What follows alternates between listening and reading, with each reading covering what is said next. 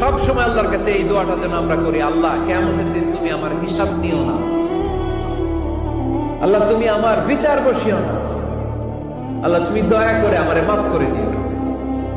আল্লাহ যার বিচার করবেন ও জাহান্নামে যাবে, আর যার বিচার করবেন না সে জান্নাতে যাবে। আল্লাহ যদি বিচার করে আর পাই টু পাই হিসাব নেয়, নামাজ পড়লি না কেন, রোজা রাখলি না কেন, মিথ্যা বললি কেন, খাদ্যে ভেজাল দিলি কেন, মাছে ফরমালিন দিলি কেন, যৌতুক খাইলি কেন, ঘুষ খাইলি কেন, উল্টাপাল্টা করলি কেন, জিনা করলি কেন, একটার পর একটা প্রশ্ন বানে যদি সেই ভয়ঙ্কর দিনে আল্লাহ আমাদেরকে জর্জরিত করে, আমাদের কোন উত্তর আছে? সেদিন আমাদের বাঁচার কোন উপায় আছে?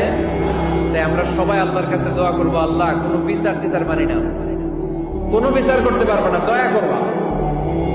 কথা কয় না? কি করবে? এবার আওয়াজ করে বলেন, বিচার চান না দয়া চান?